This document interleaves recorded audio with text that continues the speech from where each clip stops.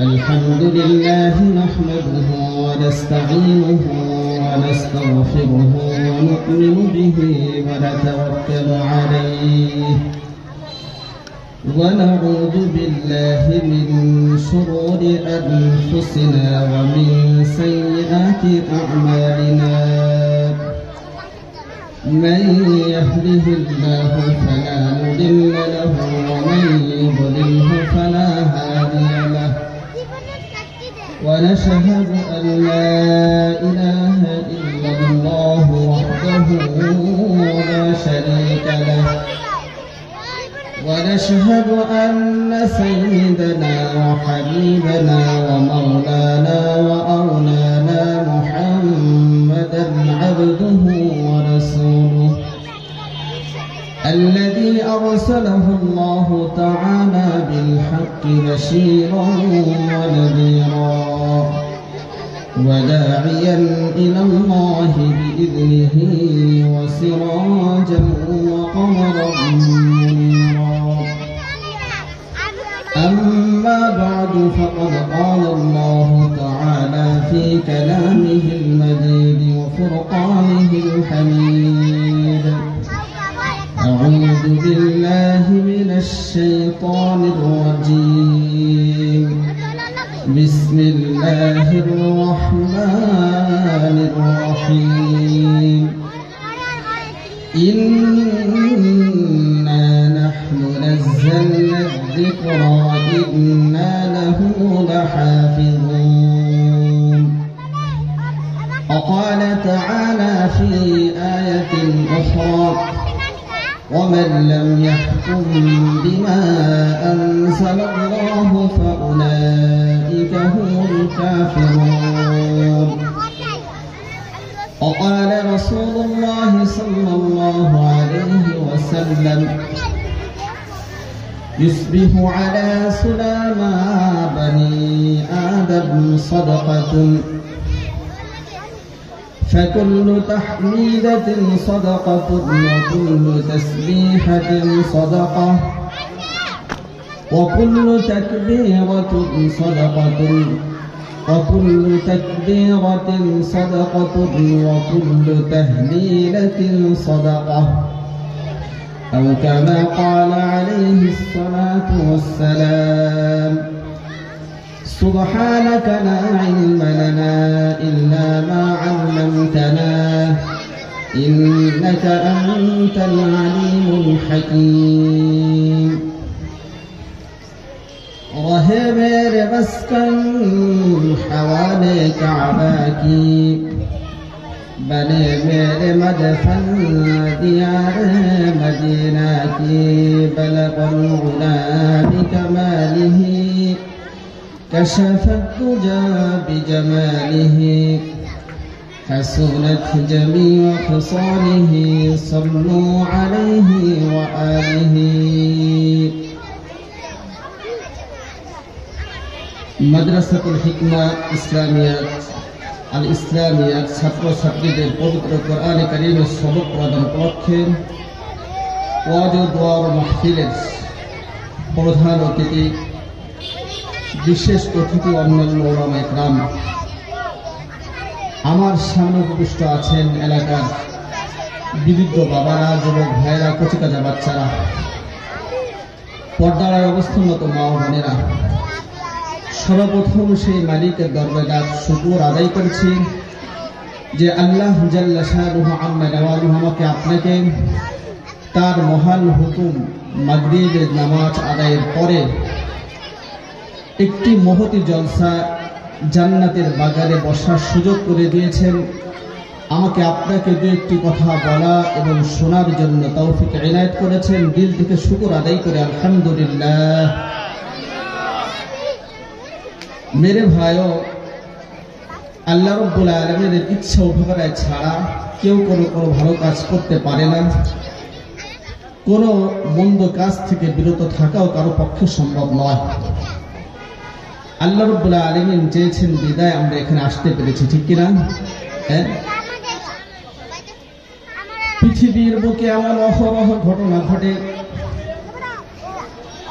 আল্লাহ রাব্বুল আলামিন অনেকে রাত্রিবেলা ঘুমায়, ঘুমানোর পরে অনেক স্বপ্ন নিয়ে ঘুমায় এবং আল্লাহ রাব্বুল আলামিনের কাছে এই স্বীকৃতি দিয়ে ঘুমায়, আল্লাহুম্মা বিসমিকা আমুতু ওয়া আহইয়া। আল্লাহ, আমি আপনার নামে বিসমিকা আমুতু মৃত্যুবরণ করি এবং জাগ্রত হই। এই অনেকের ক্ষেত্রে দেখা যায় অনেকের স্বপ্ন নিয়ে ঘুমায়, কিন্তু তার ওই স্বপ্ন অধরাই থেকে যায়। ওই ব্যক্তি আর সকালবেলা সূর্যের মুখ দেখতে পারে না, ছেলে সন্তানের মুখ দেখার সুযোগ হয় না। ওই ব্যক্তির ওই ঘুমই চিরতরে ঘুম হয়ে যায়। এরকম ঘটনা ঘটে না? রাত্রে ঘুমিয়েছে, অনেক স্বপ্ন ছিল, সকালবেলা এটা করবে সেটা করবে। অনেকটি এমন হয় যারা শহরে থাকে, সারাদিন ব্যবসা বাণিজ্য করে, সারাদিন কাজকর্ম করে, রাতের বেলা বিল পায়, টাকা পয়সা পায়, এই টাকা দিয়ে বাজার সদাই করে স্বপ্ন থাকে সকালবেলা স্ত্রীর হাতে সুস্বাদু খাবার, রান্নাকৃত খাবার খেয়ে কর্মস্থলে যোগ দিবে। কিন্তু আল্লাহ রাব্বুল আলামিনের ফয়সালা ছিল ভিন্ন। আল্লাহ রাব্বুল আলামিন বলে, ও বান্দা, তোর এই স্বপ্ন কখনো আর পূরণ হবে না। তোর এই ঘুম সারা জীবনের জন্য ঘুম হয়ে যাবে। তুই আর এই দুনিয়ার মুখ দেখতে পারবি না। আজকেই তোর জীবনের শেষ। এই ঘুমই তোর চিরতের ঘুম। তোর আর সকাল হবে না, সূর্যের মুখ দেখতে পারবি না। হয় না? হয় না?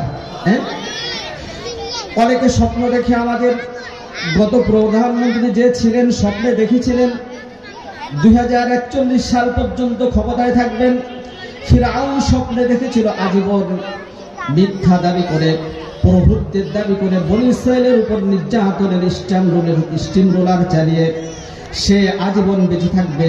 কিন্তু আল্লাহ রাব্বুল আলামিনের ফয়সালা ছিল ওই যে রাস্তা আল্লাহ রাব্বুল আলামিন বানিয়ে দিয়েছিলেন, এই রাস্তায় কেবল মূসা পার হতে পারবে, আর ফিরআউন যখন রাস্তার মাঝখানে যাবে তার জীবন শেষ হয়ে যাবে। একইভাবে কারণ মরতে ছিল, তার যে সম্পত্তি আছে এটা তাকে বাঁচাবে। আল্লাহ রাব্বুল আলামিনের ফয়সালা ছিল ভিন্ন। আল্লাহ রাব্বুল আলামিন চেয়েছেন তার এই স্বপ্ন আর বাস্তবায়িত হবে না, তার ওই স্বপ্ন অধরাই থেকে যাবে। সে যে স্বপ্ন দেখেছিল আজীবন বেঁচে থাকবে, ধন সম্পদ নিয়ে গর্ব করবে। আল্লাহ রাব্বুল আলামিন বলে দিলেন, আল্লাহ রাব্বুল আলামিন জানিয়ে দিলেন, আল্লাহ রাব্বুল আলামিন জিবরিলকে বললেন, আজকেই তাদের শেষ সময়, আর তাদের এই স্বপ্ন পূরণ হবে না। ও দোস্ত, এই জন্য আমি আপনি আল্লাহ রাব্বুল আলামিনের কাছে স্বীকৃতি দিয়ে ঘুমিয়েছিলাম।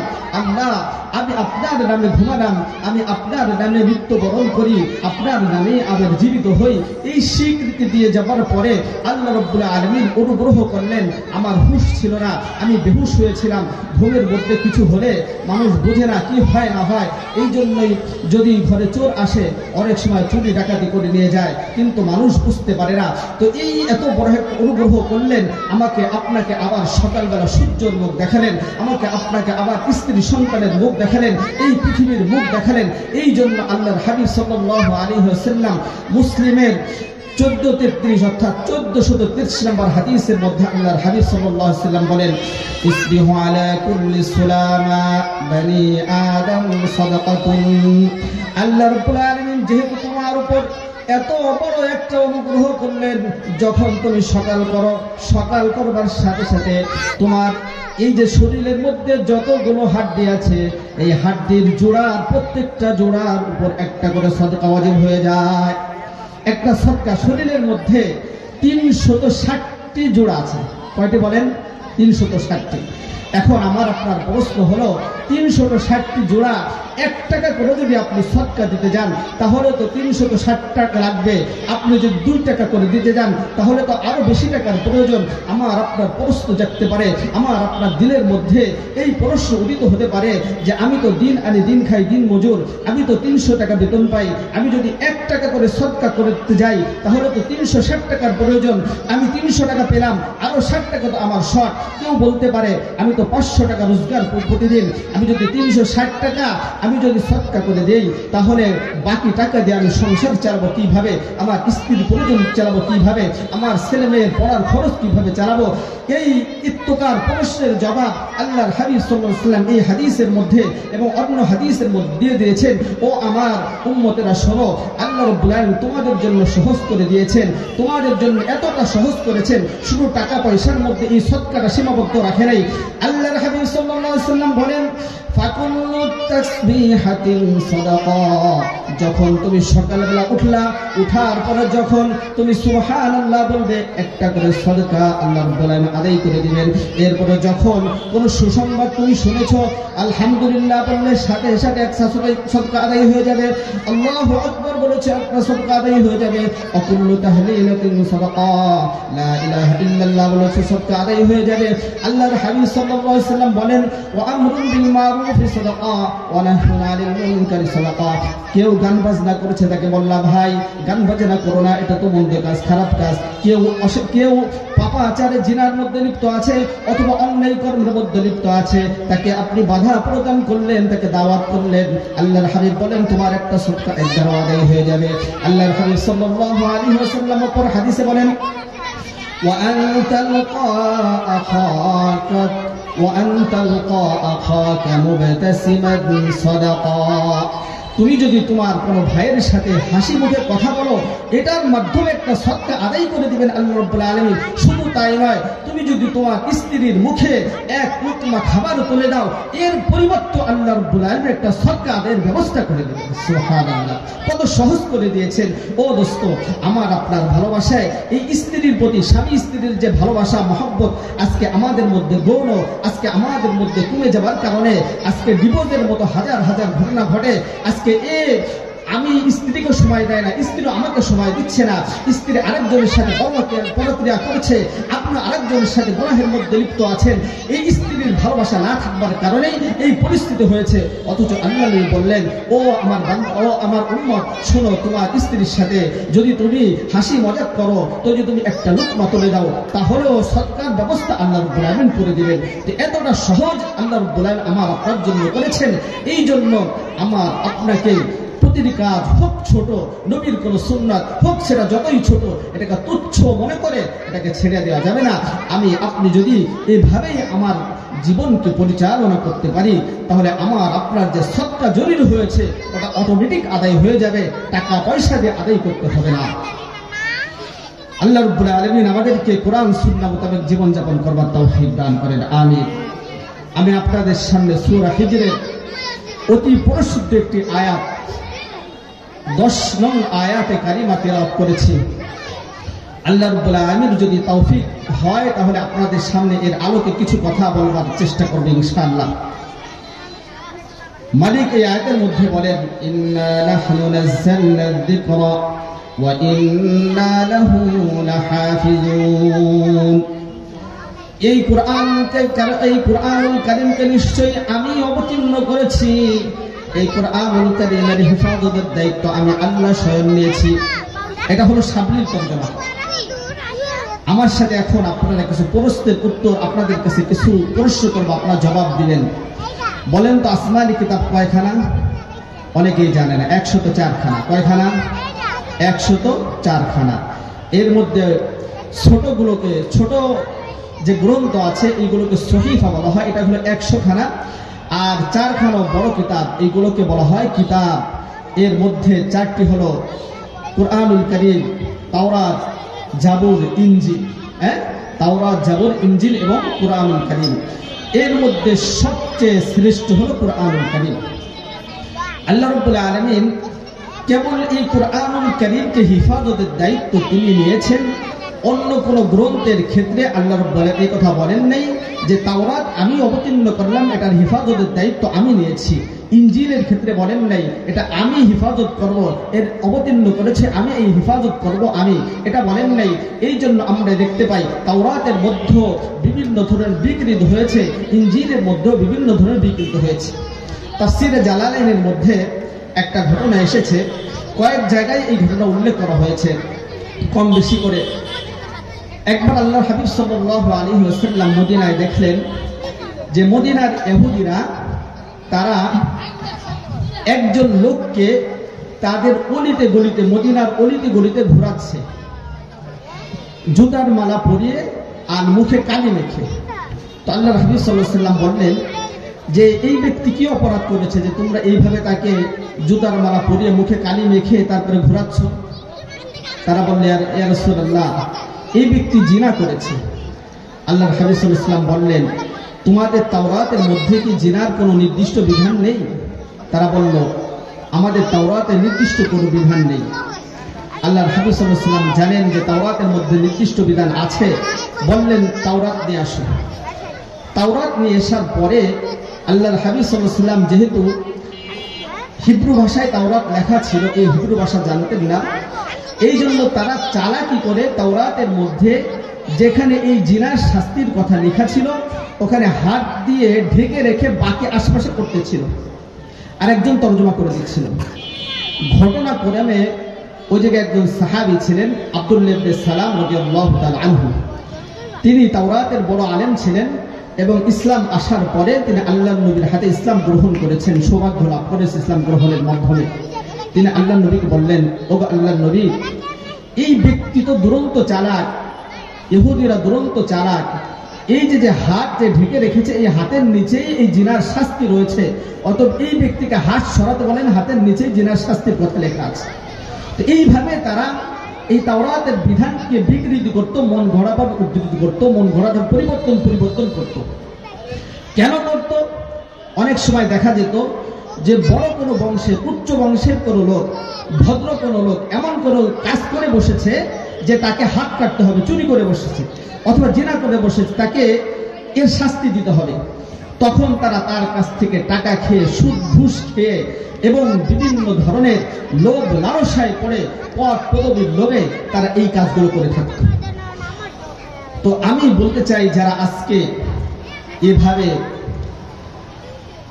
কুরআনুল কারীমের বিধানকে পরিবর্তন করে, কুরআনুল কারীম অনুযায়ী ফয়সালা না করে, মন ঘোরা ভাবে সুদ ঘুষের লোভে পড়ে, পদ পদবীর লোভে পড়ে যারা এই ফয়সালাকে ন্যায় ইনসাফের সাথে দিবে না, তাদের হাসর নাসর হবে ইহুদিদের সাথে। এটা হাদিসের কথা। মান তাশাব্বাহা বিকওমিন ফাহুয়া মিনহু। আল্লাহ বলেন, যারা যার সাথে সাদৃশ্য রাখবে তাদের হাসর নাসর তাদের সাথে হবে।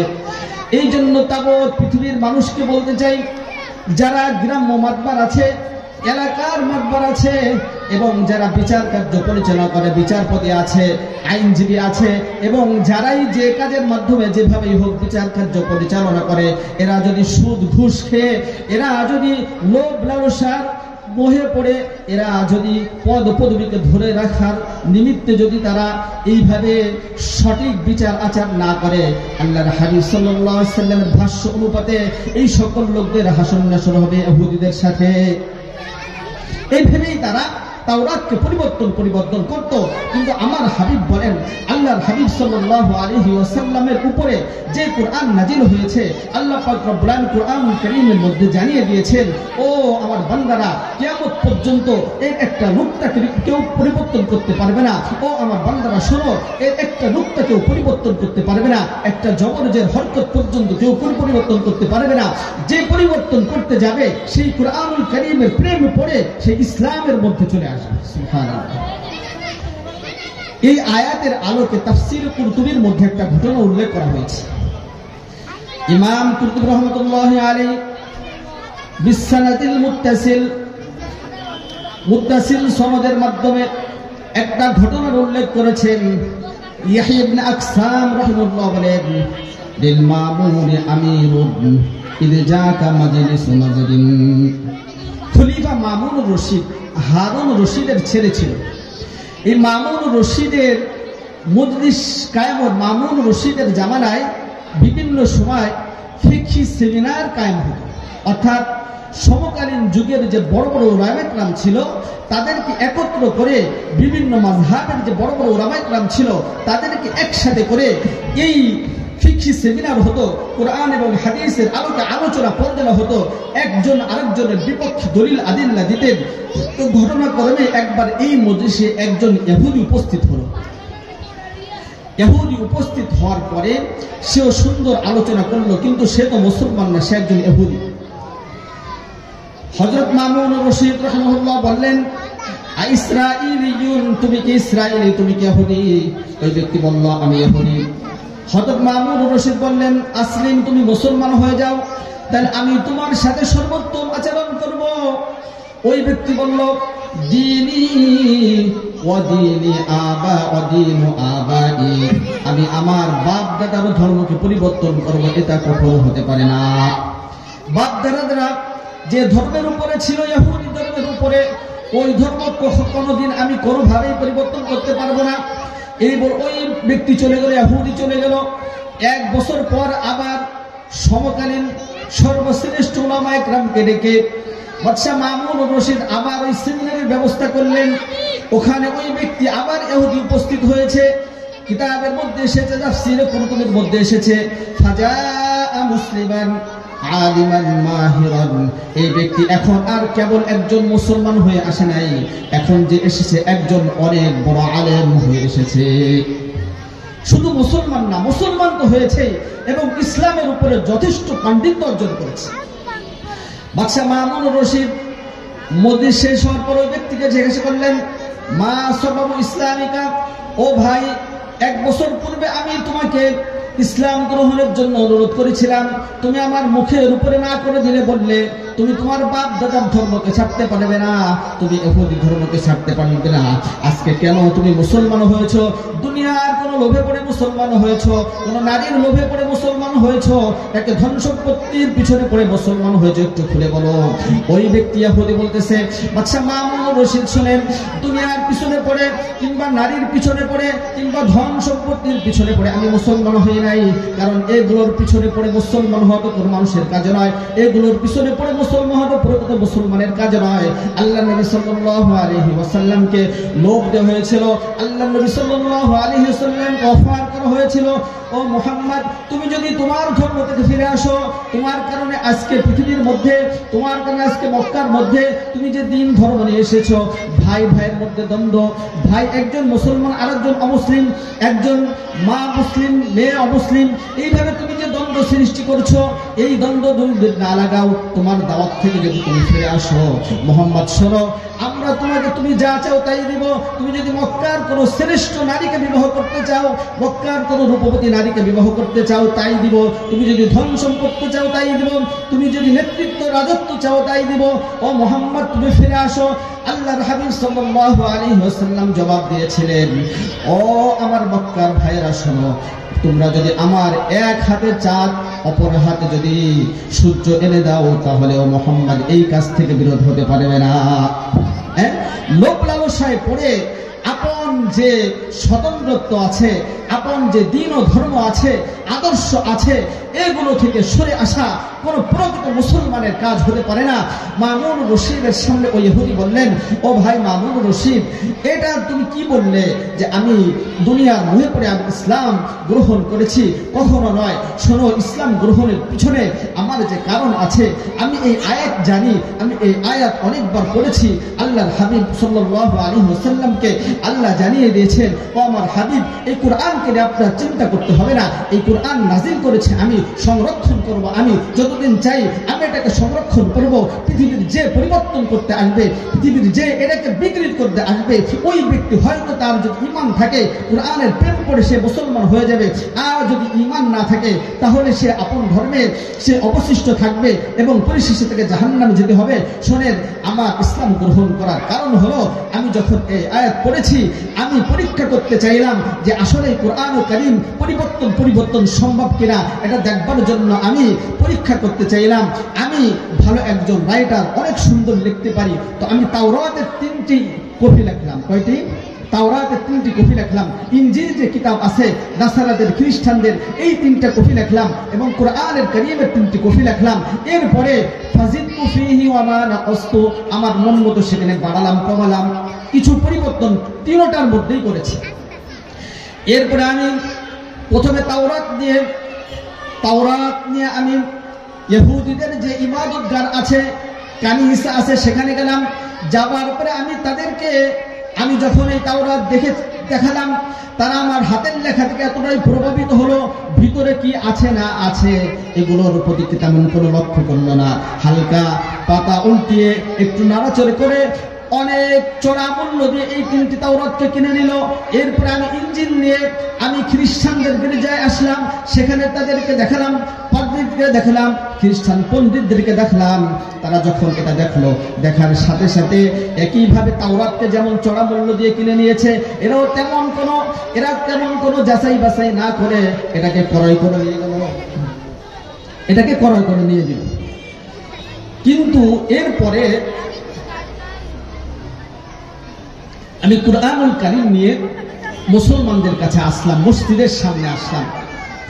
তো যেহেতু আমি ইহুদি, আর ইহুদিদের স্বভাব তো মুসলমানরা জানে যে তারা তাদের গ্রন্থের মধ্যে পরিবর্তন করেছে, এই জন্য মুসলমানরা এই কুরআনুল কারীমকে হাতে নিয়ে শুধু আমার এই হাতের লেখায় পাগল পারা হয়ে প্রেমে পড়ে এই কোরআনকে তারা গ্রহণ করলো না, ক্রয় করলো না, বরং পাতা উল্টিয়ে যখন দেখলো এর মধ্যে কম বেশি হয়েছে, এর মধ্যে নুকসান, এর মধ্যে জিয়াদা করা হয়েছে, সঙ্গে সঙ্গে এটা তো তারা ক্রয় করলোই না, বরং আমাকে তিরস্কার করলো এবং সকলে আমার উপরে চড়াও হওয়ার জন্য উদ্যত।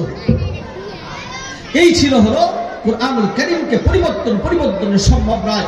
অদস্ত কিভাবে পরিবর্তন হবে? কোনোভাবেই পরিবর্তন সম্ভব নয়। আরেকটা ঘটনার মাধ্যমে আমি আপনাদের কাছে প্রমাণ করতে চাই কুরআনুল কারীম যে কোনোভাবেই পরিবর্তন সম্ভব নয়। আপনারা জানেন এই যে ভারতবর্ষ, এটা আগে বাংলাদেশ, পাকিস্তান এবং ভারত একসাথে ছিল, এটাকে ভারতবর্ষ বা উপমহাদেশ বলা হতো। তো এখানে ব্রিটিশরা রাজত্ব করেছিল 200 বছর। কয়শত বছর? তো এই ব্রিটিশদের যে রাজত্ব, এর সূচনা এমন ছিল যে তারা এই দেশে এসেছিল ব্যবসার নামে। কি নামে এসেছিল? ব্যবসার জন্য এসেছিল। ব্যবসার জন্য এসে তারা ছলে বলে কলে কৌশলে সব জায়গায় তাদের লোক ঢুকিয়ে একটা পর্যায়ে গিয়ে তারা দিল্লির মসনদকে তারা দখল করে নিল এবং আইন জারি করলো, আজকে থেকে শুধু নামই থাকবে ভারত, আর সমস্ত হুকুম আহকাম, আইন কানুন চলবে ইংল্যান্ডের অর্থাৎ ব্রিটিশ দেশ। তখন শাহুল্লাহ মুহাদ্দিস দিহলুক রহমতুল্লাহ আলাইহি সুযোগ্য সাহেবজাদা শাহ আব্দুল আজিজ রহমতুল্লাহ আলাইহি ফতোয়া জারি করলেন, আজকে থেকে ভারত স্বাধীন কোন রাষ্ট্র নয়, দারুল হরব। অতএব এটাকে মুক্ত করা, স্বাধীন করা প্রতিটি জনগণের জন্য জরুরি। তখন শুধু মুসলমানরা, অন্যান্য ধর্মাবলম্বীরা পর্যন্ত, অন্যান্য ধর্মের অবলম্বী যারা আছে, অন্যান্য ধর্মের লোক যারা আছে, তারা পর্যন্ত এই ব্রিটিশের বিরুদ্ধে লেগে গেল। তো মুসলমানরা যখন তাদের বিরুদ্ধে বিদ্রোহ করতেছিল, তখন তারা একটা তদন্ত করতে চাইল যে মুসলমানদের কাছে গোলা বারুদ নাই, মুসলমানরা খালি হাত, মুসলমানদের কাছে রাইফেল নাই, মুসলমানদের কাছে বিমান নাই, মুসলমানদের কাছে ট্যাঙ্ক নাই, মুসলমানদের কাছে অস্ত্র শস্ত্র নাই, খালি হাতে কিভাবে তারা বারবার আমাদের বিরুদ্ধে বিদ্রোহ করেছে, আমরা তাদের কাছে বারবার ধরাশয়ী হচ্ছি, আমরা তাদের কাছে বারবার পরাস্ত হচ্ছি। একটা তদন্ত করে এর খুলাসা করা দরকার, তদন্ত করে মূল কারণ জানা দরকার। তখন তারা দুটি কারণ বের করেছিল। একটা হলো এদেশের মুসলমান উলামায়ে কেরামকে ভালোবাসে। কাদেরকে ভালোবাসে? জোরে বলেন। উলামায়ে কেরামকে ভালোবাসে। দ্বিতীয় কারণ হলো এদেশের মুসলমানরা কোরআন প্রেমিক। সে নিজে কোরআন পড়তে না জানুক, যদি কোরআনকে অবমাননা করা হয়, যদি কোরআনকে কেউ বেইজ্জতি করে, তাহলে সে কোরআনকে পড়তে না জানুক, সে প্রতিদিন 5 ওয়াক্ত নামাজ পড়ুক কিংবা না পড়ুক, কিন্তু তার ব্রেনের মধ্যে, তার অন্তরে এই মহব্বত আছে যে সে কোরআনের জন্য উলামায়ে কেরাম যদি বলে, তাহলে তার জীবনকে বিলিয়ে দিতে সে প্রস্তুত আছে। ঠিক না? হ্যাঁ, সে জীবনকে বিলিয়ে দিতে কুণ্ঠাবোধ করে না। আমরা বারবার এর প্রমাণ দেখেছি। তখন তাদের তদন্তে দুটি কারণ বেরিয়ে আসলো। 1 নম্বর কারণ ছিল এদেশের জনগণ উলামায়ে কেরামকে ভালোবাসে। 2 নম্বর কারণ ছিল এদেশের জনগণ সাধারণ মুসলমান কোরআন প্রেমিক। এখন তারা মনস্থ করলো এই দুটি জিনিসকে কিভাবে দূর করা যায়। যেই কথা, যেই চিন্তা, সেই কাজ শুরু হয়ে গেল। তারা মুসলমানদেরকে হত্যা করতে লাগলো, উলামায়ে কেরামকে হত্যা করতে লাগলো। ইতিহাস বলে সেদিনকে দিল্লি থেকে লাহোর পর্যন্ত রাস্তার মধ্যে যতগুলো গাছ ছিল প্রতিটি গাছের মধ্যে একজন উলামা ইকরামের লাশ পাওয়া যেত, ঝুলিয়ে রেখেছিল হত্যা করে তারা। এবং 40,000-এর মতো মাদ্রাসা এই ভারত উপমহাদেশের মধ্যে বন্ধ করে দিয়েছে।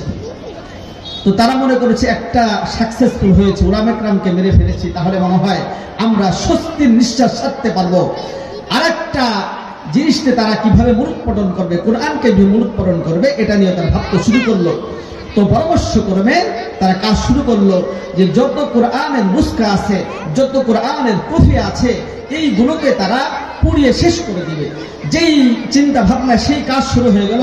মাদ্রাসা প্রতিষ্ঠান থেকে শুরু করে, মসজিদ মাদ্রাসা থেকে শুরু করে, ঘর বাড়িতে, মুসলমানদের ঘর বাড়িতে, ব্যবসা প্রতিষ্ঠানে যতগুলো কোরআন ছিল, যতগুলো কপি ছিল, সবগুলো কোরআনকে নিয়ে জাহাজের মধ্যে করে তারা জাহাজের মধ্যে নিয়ে একটা সাগরের মধ্যে এই কোরআনুল কারীমের জাহাজ সহ আগুন ধরিয়ে দিল।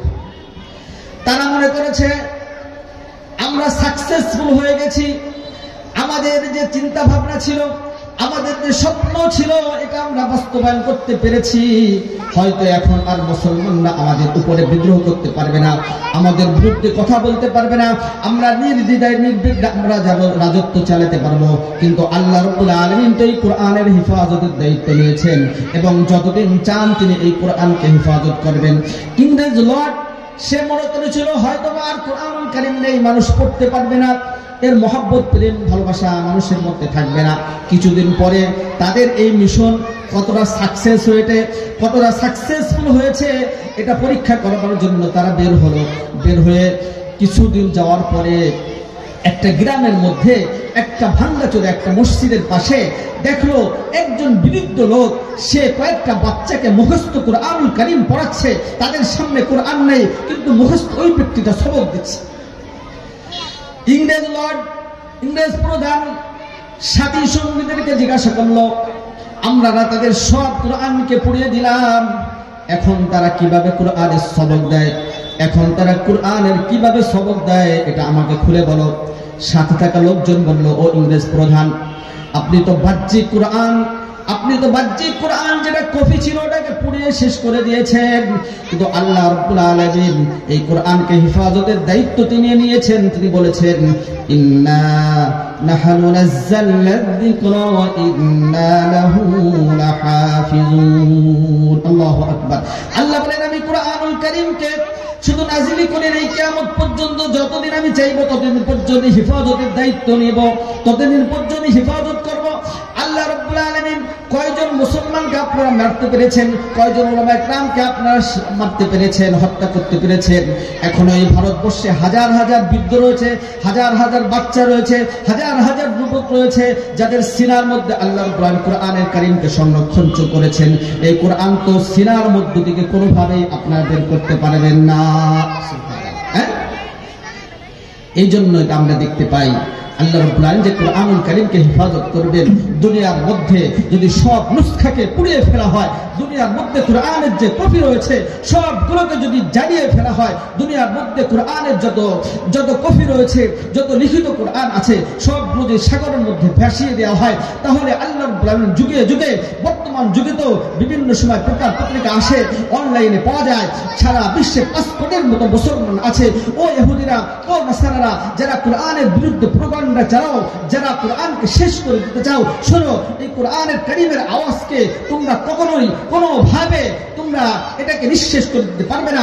আল্লাহ রাব্বুল আলামিন বলেছেন, ইউরিদুনা আইয়ুতফিউ নূরাল্লাহি বিআফওয়াহিহিম আল্লাহু মুতিম্মু নূরিহি ওয়ালাউ কারিহাল কাফিরুন। কাফিররা অশুদ্ধ করুক, কাফিররা না চাক এই ইসলাম দুনিয়ার মধ্যে থাকুক, এই কোরআন দুনিয়ার মধ্যে থাকুক, কিন্তু আমার মিশন হলো আমি কোরআনুল কারীমকে যতদিন চাই ততদিন পর্যন্ত হেফাজত করব। তাই তো আমরা দেখতে পাই একটা বাচ্চা 5 বছরের 7 বছরের একটা বাচ্চা একটা যদি সবক পড়ে, আজকে যদি একটা ছড়া পড়ে, আজকে যদি একটা প্রশ্ন, বাংলা প্রশ্ন পড়ে, ইংরেজি কবিতা পড়ে, 2 দিন পর সে ভুলে যায়, 4 দিন পর সে ভুলে যায়। একটা প্রশ্ন পড়লে আজকে মনে আছে, 4 দিন পর সে ওটাকে আর বলতে পারে না। কিন্তু কোরআনুল কারীম এমন একটা গ্রন্থ, আল্লাহ রাব্বুল আলামিন এরকে এমন ভাবে যুবকের অন্তরে আল্লাহ রাব্বুল আলামিন 7 বছর 10 বছরের বাচ্চাদের অঙ্গনে এমন ভাবে বসিয়ে দেন যে কোরআনের যেখান থেকে আপনি প্রশ্ন করবেন সেখান থেকে সে সাবলীলভাবে উত্তর দিচ্ছে। তাই নয়, কোরআনুল কারীমের মধ্যে অনেক মুসাব্বার আয়াত আছে, একাধিক এক ধরনের সামান্য একটু পার্থক্য, সামান্য একটু পরিবর্তন, এক ধরনের আয়াত বিভিন্ন জায়গা আছে। আপনি যদি তাকে বলেন যে এই আয়াতটা কত জায়গা আছে, এরপরে কি হবে, সেটাও সে বলে দিতে পারবে। অতএব কোরআনুল কারীমের এই যে যারা কোরআনুল কারীমকে পরিবর্তন করতে চায়, শেষ করে দিতে চায়, তাদের এই মিশন কখনোই সাকসেস হবে না। আল্লাহ রাব্বুল আলামিন নিজে দায়িত্ব নিয়েছেন, এটা কখনোই সাকসেস হবে না। তো যাই হোক, আমি আপনাদের সামনে এটা হয়তো বুঝাতে সক্ষম হয়েছে যে কোরআনুল কারীমের সংরক্ষণের দায়িত্ব আল্লাহ নিয়েছেন। কিয়ামত পর্যন্ত যতদিন চাবেন এটা সংরক্ষণ করবেন। এখন কোরআন নাজিল করলেন আল্লাহ আমাদের উপরে। আপনি যে কোনো একটা কাজ করেন, এর একটা মাকসাদ থাকে না বলেন? থাকে। হ্যাঁ, আপনি একটা বাড়ি বানিয়েছেন, এর একটা মাকসাদ আছে। আপনি একটা দোকান করেছেন, একটা মাকসাদ আছে। আপনার একটা সন্তান হয়েছে, এর একটা মাকসাদ আছে। এটাকে আপনি ভবিষ্যতে তাকে কি করাতে চান, কি বানাতে চান, স্বপ্ন দেখেন। তো আমার দোস্ত ভাইরা, আল্লাহ রাব্বুল আলামিন কোরআনুল কারীম নাজিল করেছেন, এর একটা উদ্দেশ্য আছে। কি উদ্দেশ্য? আল্লাহ রাব্বুল আলামিন সূরা মাইদা সহ বিভিন্ন আয়াতে, বিভিন্ন সূরার আয়াতের মধ্যে বলেছেন, وَمَنْ لَمْ يَحْكُمْ بِمَا أَنزَلَ اللَّهُ فَأُولَئِكَ هُمُ الْكَافِرُونَ وفي آية ومن لم يحكم بما أنزل الله فأولئك هم الفاسقون।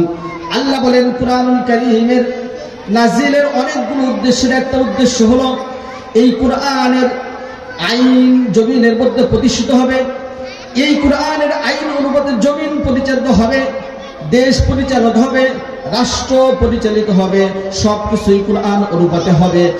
পৃথিবীর কোন তন্ত্রমন্ত্র, পৃথিবীর কোন মানব রচিত সংবিধান দ্বারা এই জমিন প্রতিষ্ঠিত হবে না, এই জমিনের মধ্যে চলবে না। কারণ আমার আপনার দাবি এটা বলবে, আমার আপনার যুক্তি এটা বলবে যে এই কোরআন অনুযায়ী সবকিছুর ফয়সালা হবে, কোরআন অনুযায়ী সবকিছুর ফয়সালা হবে। কোরআন ভিন্ন মানব রচিত কোনো কিছু দ্বারা ফয়সালা হবে না। ও দোস্ত, আপনি যদি আকলকে জিজ্ঞাসা করেন, আপনার আকলও তাই বলবে। জমিন সৃষ্টি করেছেন কে বলেন? আল্লাহ। কে সৃষ্টি করেছেন? জোরে বলেন আল্লাহ। এরপরে আসমানকে সৃষ্টি করেছেন আল্লাহ। আল্লাহ রাব্বুল আলামিন কোরআনুল কারীমের মধ্যে বলেছেন, আপনি যদি ও মুহাম্মদ ওয়ালা ইয সাআলতাহুম মান খালাকাস সামাওয়াতি ওয়াল আরদা লায়াকুলুন্নাল্লাহ, আপনি শুধু মুসলমান নয়, একজন অমুসলিমকে যদি জিজ্ঞাসা করেন যে আল্লাহকে বিশ্বাস করে না, আল্লাহর সাথে শরীক করে, তাকেও যদি আপনি জিজ্ঞাসা করেন আসমান এবং জমিন, নবমণ্ডল এবং ভূমণ্ডল কে সৃজন করেছেন, কে সৃষ্টি করেছেন, সে এটা বলবে আল্লাহ সৃষ্টি করেছেন। তাহলে যে আল্লাহ আসমান সৃষ্টি করলেন, জমিন সৃষ্টি করলেন, সব কিছু তিনি খালেক, তিনি মালিক, তিনি রাজ্জাক, তিনি আমাকে খাওয়ান, তিনি আমাকে পালেন। আপনি বলতে পারেন কিভাবে আল্লাহ পালেন? আমি তো সব কিছু ক্রয় করে খাই। আল্লাহ রাব্বুল আলামিন সব কিছু তো আমাকে আপনাকে দিয়েছেন রিজিক স্বরূপ, এখন আমি আপনি ক্রয় করে খাই। ও দোস্ত, আপনার যে প্রশ্ন, আপনি সব কিছু ক্রয় করে খান, আপনি বাসা বাড়িতে থাকেন, পানির বিল পর্যন্ত দেওয়া হয়, পানির বিল দেন না আপনারা? পানির বিল পর্যন্ত দিতে হয়। তাহলে আল্লাহ কিভাবে আমাকে খাওয়ান? আল্লাহ সূরা মুলকের মধ্যে চ্যালেঞ্জ দিয়েছেন, কুল আরাআইতুম ইন আসবাহা মাউকুম গাওরা ফামান ইয়াতিকুম বিমাইন মাইন। আপনি যে বলেন আপনি পানির বিল পর্যন্ত দিয়ে খান, এই পানি আপনাকে ক্রয় করে খেতে হয়। আল্লাহ বলেন, ও আমার বান্দা শোনো, এমন যদি তোমরা সকালে এমন দেখতে পাও যে এই পানি অন্তর্হিত হয়ে গেছে, অর্থাৎ জমিনের অতল গহ্বরে চলে গেছে, এখন আর পাইপ দিয়ে উত্তোলন করা সম্ভব হচ্ছে না, এই পানি ফামাইয়াতিকুম বিমাইন মাইন, এই পানি তোমাদেরকে কে এনে দিবে? কেউ আনার মতো শক্তি নাই। আমি আপনি যে পানি পান করি, সাপ্লাই পানি পান করি, এটাও নদী থেকে আসছে। নদী সৃষ্টি করেছেন আল্লাহ, সব কিছু সৃষ্টি করলেন আল্লাহ। অতএব যে আল্লাহ সব কিছু সৃষ্টি করেছেন, যে আল্লাহ আমার আপনাকে সৃষ্টি করেছেন, যে আল্লাহর অক্সিজেন দিয়ে আমি আপনি এই জমিনের মধ্যে বসবাস করছি, আপনি যদি একদিন কৃত্রিম অক্সিজেনের মাধ্যমে হাসপাতালে ভর্তি থাকেন, লক্ষ টাকা বিল চলে আসে, আমি আপনি প্রতিদিন প্রতি মুহূর্তে আল্লাহর যে অক্সিজেন গ্রহণ করছি, আমাকে আপনাকে বিল দিতে হচ্ছে না। অতএব দোস্ত, আমি আপনি যদি চিন্তা করি যে আল্লাহ রাব্বুল আলামিনের বিধান অনুযায়ী পৃথিবী পরিচালিত হবে, আমার আকলও সেই দিবে, কারণ সব কিছু স্রষ্টা আল্লাহ, অতএব তার বিধানই জমিনে প্রতিষ্ঠিত হবে। হ্যাঁ, এখন আমার আপনার প্রশ্ন হতে পারে যে যদি কুরআনুল কারীমের আইন পৃথিবীতে প্রতিষ্ঠিত হয় তাহলে আমাদের ফায়দা কি হবে, আমাদের লাভটা কি হবে? দু একটা ফায়দার কথা বলি। এক নাম্বার, সুশাসন প্রতিষ্ঠা হবে। কি হবে বলেন? সুশাসন প্রতিষ্ঠা হবে, নিশ্চিত হবে। একজন গরিব সে যেমন সুশাসন পাবে, সে যেমন সুন্দর ফয়সালা পাবে, তার ক্ষেত্রে যেমন পক্ষপাতিত্ব না করে, ধনীকে যেমন পক্ষপাতিত্ব না করে তার পক্ষে ফয়সালা দেওয়া হবে না, গরিবকে ঠকানো হবে না। একজন উচ্চ বংশীয় লোক, তার পক্ষে যেমন কোনোভাবে ফয়সালা দেওয়া হবে না, তার পক্ষ নিয়ে ফয়সালা দেওয়া হবে না। গরিব ও সুশাসন থেকে, গরিব ও ন্যায় ইনসাফপূর্ণ শাসন থেকে মাহরুম হবে না। কুরআনুল কারীমের মধ্যে আল্লাহ রাব্বুল আলামিন এমন কিছু ঘটনা উল্লেখ করেছেন যে মুসলমান সে তো সুদ ঘুষ খেয়ে আল্লাহ রাব্বুল আলামিন ফয়সালাকে পরিবর্তন করবে না। কুরআনুল কারীমে আল্লাহ রাব্বুল আলামিন এমন কয়েকটি ঘটনায় উল্লেখ করেছেন। হযরত ওমর ইবনে ফারুক রাদিয়াল্লাহু তাআলা আনহুর একটা ঘটনা আল্লাহ নবী সাল্লাল্লাহু আলাইহি ওয়াসাল্লাম তাফসীরে জালালাইনের মধ্যে এসেছেন, ফাইন তানাযাতুম ফি শাইইন ফারুদ্দুহু ইলাল্লাহি ওয়া রাসূল ইন কুনতুম তুমিনুনা বিল্লাহি ওয়াল ইয়াউমিল আখির। এই আয়াতের আলোকে একটা ঘটনার উল্লেখ করা হয়েছে। আমি বলতেছিলাম যে কুরআনুল কারীম বলে একজন মুসলিম সে যেমন সুশাসন পাবে, একজন অমুসলিম সেও সুশাসন পাবে, একজন কাফের সে যেমন সুশাসন পাবে, একজন মুসলমান সে তেমনই সুশাসন পাবে, একজন উচ্চ বংশীয় লোক সে যেমন সুশাসন পাবে, একজন নিম্ন বংশীয় লোক সে এমন সুশাসন পাবে, একজন দলীয় লোক তার পক্ষে যেমন অন্যায়ভাবে ফয়সালা দেওয়া হবে না, একজন বিরোধী দল তার পক্ষেও তেমন অন্যায় ফয়সালা দেওয়া হবে না। সকলের পক্ষে কোরআন সুশাসন কায়েম করতে বলেছেন। ওমর ফারুক রাদিয়াল্লাহু তাআলা একটা ঘটনা বলতেছিলাম। এক ইহুদি এ ছিল আল্লাহ নবী সাল্লাল্লাহু আলাইহি ওয়াসাল্লাম কাছে এসেছে, একজন ইহুদি এবং একজন মুনাফিক। মুনাফিক এ হলো নামকস্ত মুসলমান। মুনাফিক বলা হয় যার বাহির একরকম ভিতর আরেক রকম। বাহিরে সে দাবি করে সে মুসলমান, অর্থাৎ মুসলমানের বেশভূষা, মুসলমানের পোশাক আশাক, দাড়ি টুপি সব কিছু পরে, কিন্তু তার কাজ কর্ম আকীদা বিশ্বাস হলো অমুসলিমের। একে বলা হয় মুনাফিক। তো একজন মুনাফিক মুসলমান আরেকজন ইহুদি একটা জমি নিয়ে দ্বন্দ্ব লেগেছে। কি হয়েছে বলেন? একটা জমি নিয়ে দ্বন্দ্ব লেগেছে। এখন ইহুদি বলতেছে চলো আমরা মুহাম্মাদের কাছে যাই, মুহাম্মদ যে ফয়সালা দেবে সেটাই মেনে নিব। আল্লাহর হাবিব সাল্লাল্লাহু আলাইহি ওয়াসাল্লাম আল্লাহর হাবিব সাল্লাল্লাহু আলাইহি ওয়াসাল্লামের কাছে আসার পরে আল্লাহর হাবিব সাল্লাল্লাহু আলাইহি ওয়াসাল্লাম দলিল প্রমাণের ভিত্তিতে, সাক্ষী শপথের ভিত্তিতে আল্লাহর হাবিব সাল্লাল্লাহু আলাইহি ওয়াসাল্লাম ইহুদির পক্ষে সাক্ষী দিয়ে দিলেন। কারণ জমিটা ছিল ইহুদির, দলিল প্রমাণ তাই বলে, দলিল আদিল্লা তাই বলে, সব কিছু ইহুদির পক্ষে ছিল। আল্লাহর হাবিব সাল্লাল্লাহু আলাইহি ওয়াসাল্লাম তার পক্ষে সায় দিয়ে দিলেন, তার পক্ষে রায় দিয়ে দিলেন। কিন্তু ওই মুনাফিক মুসলমান সে এটাকে মানতে পারল না। সে মনে করেছিল আমি যেহেতু মুসলমান, আমার বেশভূষা মুসলমান, অতএব নবীর কাছে যাবার পরে সে আমার পক্ষে রায় দেবে, এটা তার ধারণা ছিল। এটাকে মানতে পারে নাই। এ মনে করলো যাক এটা নিয়ে আমি আবু বকরের কাছে যাই। আবু বকর বললেন যেখানে আল্লাহর হাবিব ফয়সালা দিয়েছেন, আবু বকরের সেখানে নতুন করে ফয়সালা দেওয়ার শক্তি নাই। ওমরের কাছে গেছেন এই ভেবে যে ওমর তো রাগী মানুষ, ইহুদিকে দেখলে রাগ হয়ে যাবে। ওমর আমার পক্ষে, আমি তো যেহেতু নাম কস্তে মুসলমান, আমার ভিতর অবস্থা তো আর জানে নেই, আমি তো বাধ্যত মুসলমান, তাহলে আমার পক্ষেই সাক্ষী দিবে ওমর। ওমরের কাছে গিয়ে ঘটনা খুলে বললেন যে আমি নবী মুহাম্মাদের কাছে গিয়েছিলাম, সে তো ইহুদির পক্ষে সাক্ষী দিয়েছে। আবু বকরের কাছে গিয়েছিলাম, আবু বকর বলল যেখানে আল্লাহর হাবিব রায় দিয়ে দিচ্ছেন সেখানে আবু বকর নতুন করে কলম ধরতে পারবে না, ফয়সালা দিতে পারবে না। ওমর বললেন তাই নাকি? তুমি মুহাম্মাদের কাছে গিয়েছিলে, আবু বকরের কাছে গিয়েছে, তারা এই বলছে, তাহলে দাঁড়াও তোমাকে ফয়সালা দিয়ে দিই। হযরত ওমর ফারুক রাদিয়াল্লাহু তাআলা আনহু, হাদিসের মধ্যে তাকে মুহদাস বলা হয়েছে, অর্থাৎ আল্লাহ পাক রব্বুল আলামিন ওমরের অন্তরে অনেক কিছু আগে থেকেই ঢেলে দিতেন। কোরআনে কারীমের অনেকগুলো আয়াত ওমর রাদিয়াল্লাহু তাআলা আনহুর মানসা অনুযায়ী নাযিল হয়েছে। সুবহানাল্লাহ। অর্থাৎ ওনার যে মর্জি ছিল, ওনার যে অভিপ্রায় ছিল, আল্লাহ পাক সেটাকে সমর্থন করে কোরআনে আয়াত নাযিল করেছেন। তো এই ব্যক্তিকে ওমর রাদিয়াল্লাহু তাআলা বললেন ঠিক আছে দাঁড়াও, আমি ঘরে যাই, ফয়সালা করে দেব আজকে। ওমর রাদিয়াল্লাহু তাআলা ঘরে গেলেন। ঘরে যাওয়ার পরে তরবারে নিয়ে এসে লুকিয়ে রেখে ওই ইহুদিকে এক কোপ দিয়ে দ্বিখণ্ড করে দিলেন, বললেন ফয়সালা হয়ে গেছে। মদিনার মধ্যে ছড়িয়ে পড়ল। আল্লাহর হাবিবের কাছে ঘটনার বিবরণ চলে গেল। আল্লাহর হাবিব শুনলেন ওমর একজন মুসলমানকে হত্যা করেছে, কারণ সে তো বাহ্যিক মুসলমান ছিল, হাকিকতে মুসলমান ছিল না। মানুষের সমালোচনা শুরু করে দিল, ওমর একজন মুসলমানকে কিভাবে হত্যা করলো, ওমর কাজটা ঠিক করে নাই। আল্লাহর হাবিব সাল্লাল্লাহু আলাইহি ওয়াসাল্লাম ওমরকে ডাকলেন। ওমরকে ডাকার পরে বললেন, ওমর তুমি এটা কি করলে? একজন মুসলমানকে তুমি হত্যা করে, এটা কাজটা ঠিক করে নাই। হযরত ওমর বললেন, ও আল্লাহর নবী শোনেন, যে ব্যক্তি আপনার ফয়সালাকে মানতে পারে না, যে ব্যক্তি আবু বকরের ফয়সালাকে উপেক্ষা করেছে, যে ব্যক্তি নবী মুহাম্মাদের ফয়সালাকে উপেক্ষা করে আবার আমার কাছে গিয়েছে, ওই ব্যক্তি কোনোদিন মুসলমান হতে পারে না, নিশ্চয়ই সে মুসলমান না, মুনাফিক। এর পরবর্তীতেই এর পরক্ষণে আয়াত নাযিল হলো। ওমর রাদিয়াল্লাহু তাআলা আনহুর এই রায়কে সমর্থন করে আল্লাহ জানিয়ে দিলেন, ফাইন তানাযাতুম ফি শাইইন ফারুদ্দুহু ইলাল্লাহি ওয়ার রাসূল ইন কুনতুম তু'মিনুনা বিল্লাহি ওয়াল ইয়াউমিল আখির।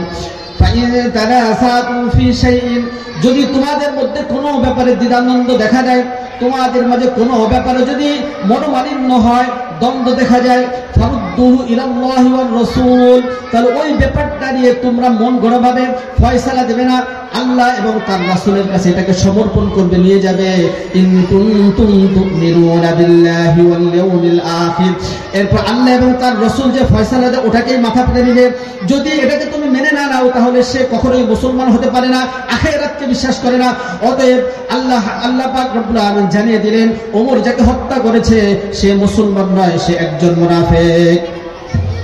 তাহলে দেখছেন কুরআনুল কারীম, ইসলাম লোক দেখে, বর্ণ দেখে, ধর্ম দেখে কুরআনুল কারীম ফয়সালা করে, ইসলাম ফয়সালা করে না। ইসলাম ফয়সালা করে ন্যায় ইনসাফের ভিত্তিতে, দলিল আদিল্লার ভিত্তিতে। হাদিসের আরেকটা ঘটনা শুনুন।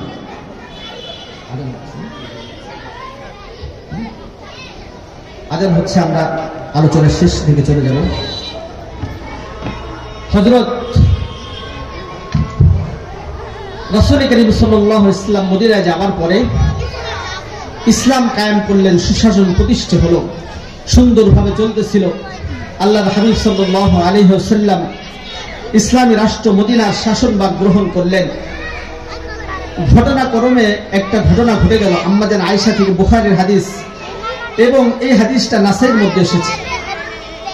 আম্মা জান আয়েশা বলেন, ইন্না কুরাইশান আহাম্মাহুম শানুল মারআতিল মাখজুমিয়াতিল্লাতী সারাকাত।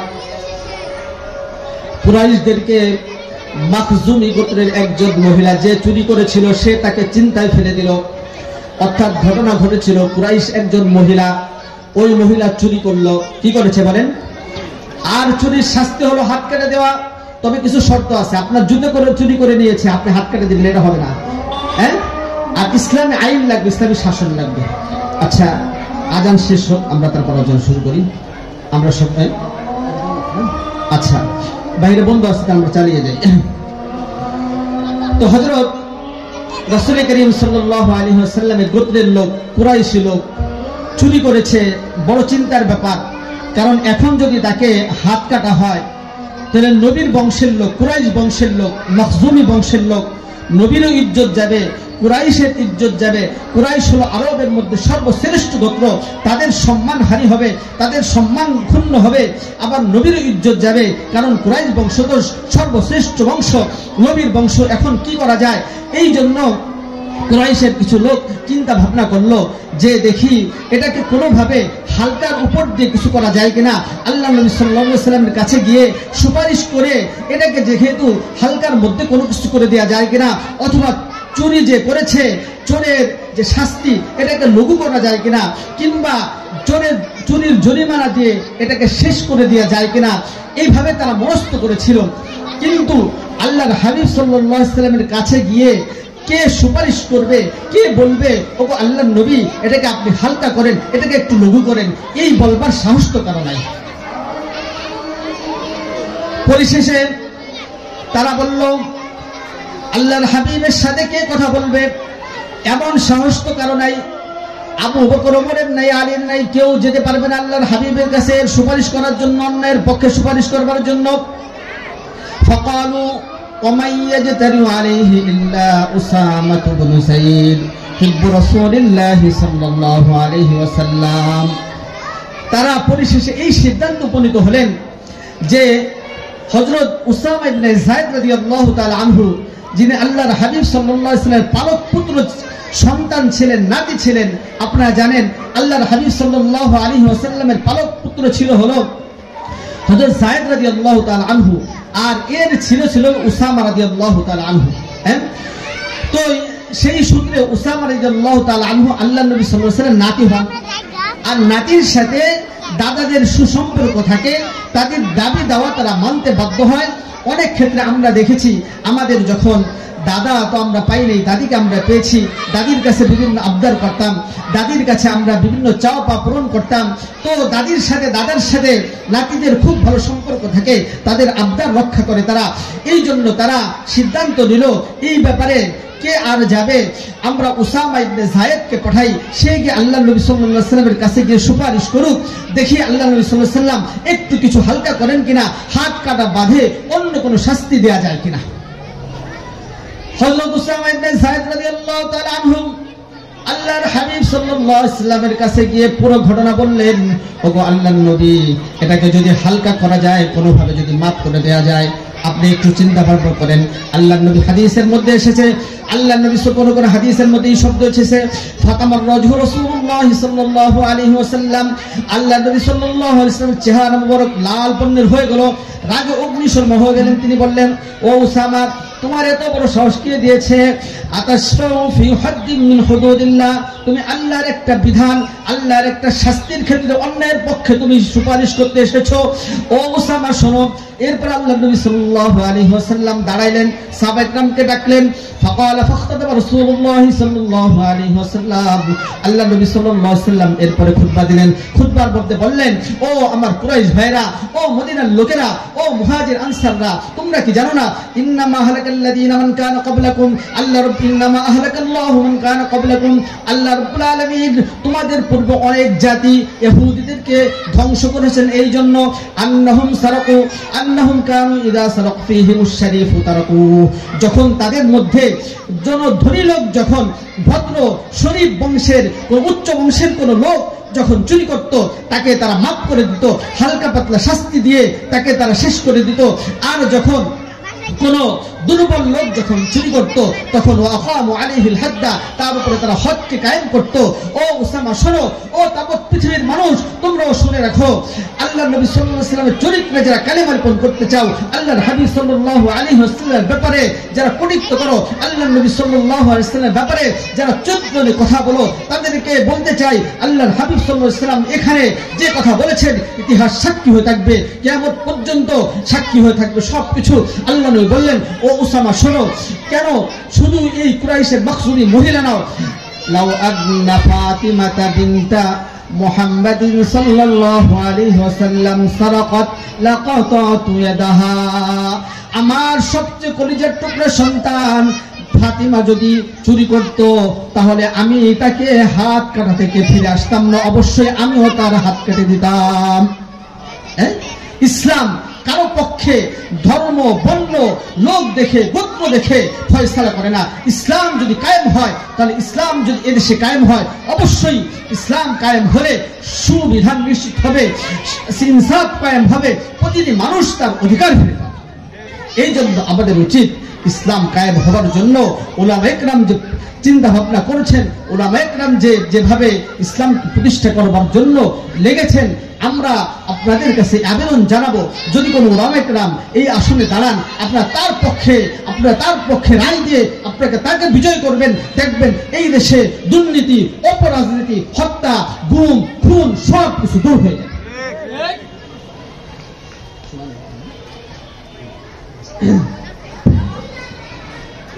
তো সময় শেষের দিকে আরো কিছু কথা ছিল, তো আমরা আল্লাহ পাকের কাছে আমরা দোয়া করব, আল্লাহ পাক রব্বুল আলামিন যেন আমাদের এই দেশে সুশাসন কায়েম করে দেন, ইসলাম হুকুমত কায়েম করে দেন। আর বিশেষ করে আমরা যে মাদ্রাসায় আছি, যে মাদ্রাসার আজকে বাৎসরিক মাহফিল আমরা এসেছি, এই মাদ্রাসাকে যেন আল্লাহ রাব্বুল আলামিন উত্তর আরো উন্নতি লাভ করবার তৌফিক দান করেন। আপনারা এই মাদ্রাসাকে কয়েকভাবে সহযোগিতা করতে পারেন। প্রথম সহযোগিতা হলো এই মাদ্রাসা আপনাদের ছেলে সন্তানকে দিয়ে মাদ্রাসাকে দ্বীনী প্রতিষ্ঠানকে কায়েম রাখবেন। এই দ্বীনী প্রতিষ্ঠান যতদিন আছে এই পৃথিবী থাকবে, কারণ হাদিসের ভাষ্য হলো লা তুকামুস সাআতু ইল্লা ইল্লাল্লাহ। এই হাদিসের মধ্যে আল্লাহ নবী বলেন যতদিন পর্যন্ত একজন ব্যক্তি আল্লাহ আল্লাহ বলবে ততদিন পর্যন্ত কিয়ামত কায়েম হবে না। এই জন্য উলামায়ে কেরাম বলেন আমরা যদি পৃথিবী দেখতে পাই যে এই পৃথিবীর কোনো খুঁটি নাই, খুঁটি আছে, বাহ্যিক কোনো খুঁটি দেখা যায়? আল্লাহ বলেছেন বিগাইরি আমাদিন তারাউনাহা, যখন উপরের দিকে তাকাবা দেখবে এটার কোনো খুঁটি নাই। কিন্তু উলামায়ে কেরাম মুফাসসিরিন কেরাম বলেন বাহ্যিক খুঁটি না থাকলেও এর যে অভ্যন্তরীণ খুঁটি আছে সেটা হলো মুমিন। মুমিন যতদিন থাকবে ততদিন পর্যন্ত কিয়ামত কায়েম হবে না। আল্লাহ বলনেওয়ালা যতদিন থাকবে ততদিন পর্যন্ত কিয়ামত কায়েম হবে না। আর আল্লাহ বলনেওয়ালা ততদিন পর্যন্ত থাকবে যতদিন মাদ্রাসা থাকবে, যতদিন মসজিদ থাকবে। আপনি আপনার সন্তানকে এ সকল মাদ্রাসায় দিয়ে দ্বীনের প্রতিষ্ঠার ক্ষেত্রে, দ্বীনের ক্ষেত্রে আপনি সহযোগিতা করেন। ইনশাআল্লাহ আপনি যদি আলেম হতে পারেন নাই, মৃত্যুর পরে আপনি কিয়ামতের দিন যখন আল্লাহর সামনে দাঁড়াবেন আল্লাহ পাক রব্বুল আলামিন আপনাকে মাফ করে দিবেন। কবরে যাওয়ার পরে হাদিসের মধ্যে এবং বিভিন্ন পরীক্ষিত আমল ধারা, বিভিন্ন পরীক্ষিত ঘটনার মধ্যে এটা বোঝা যায় যে অনেকেই এমন হয়েছে কবরে গিয়েছে, সন্তানকে ওসিয়ত করে দিয়েছিল যে এই সন্তান হওয়ার পরে আমার সন্তানকে মাদ্রাসায় দিও। এরপরে দেখা গিয়েছে যে ওই সন্তানকে মাদ্রাসায় দেবার পরে বাবা তো দুনিয়া থেকে চলে গিয়েছে, সন্তান যখন মাদ্রাসায় গিয়ে আউযু বিল্লাহি মিনাশ শাইতানির রাজিম বিসমিল্লাহির রহমানির রহিম পড়তে শুরু করেছে, আল্লাহ পাক রব্বুল আলামিনের আরশের মধ্যে, আল্লাহ পাক রব্বুল আলামিনের আরশের মধ্যে খেলা শুরু হয়ে গিয়েছে, রহমতের দোয়া খুলে গিয়েছে। আল্লাহ ফেরেশতাদেরকে বলে দিলেন ও আমার ফেরেশতারা এর সন্তান বিসমিল্লাহির রহমানির রহিম বলবে, আমার নামে তিলাওয়াত শুরু করবে, আর আমি তাকে কবরের মধ্যে শাস্তি দেব, এটা হতে পারে না, যাও তাকে মাফ করুন। এই জন্য দোস্ত আপনাদের কাছে আমার অনুরোধ থাকবে এই সমস্ত মাদ্রাসায় আপনার 3টা সন্তান আছে, একটাকে দেন। 2টাকে আপনি জেল লাইনে পড়ান, 2টা আছে একটাকে দেন, একটাকে আপনি অন্য লাইনে পড়ান, ডাক্তার ইঞ্জিনিয়ার সবকিছু দরকার আছে, কিন্তু একটা ছেলেকে আপনি কিয়ামতের জন্য, কিয়ামত দিবসের জন্য, আখিরাতের জন্য আপনি এই মাদ্রাসায় পড়ান। আল্লাহ পাক রব্বুল আলামিন আমাদেরকে তৌফিক দান করেন, যে কথাগুলো বললাম এবং শুনলাম আমলের তৌফিক দান করেন। আমিন ওয়া আখিরু দাওয়ানা আলহামদুলিল্লাহি রাব্বিল আলামিন। আমরা নামাজের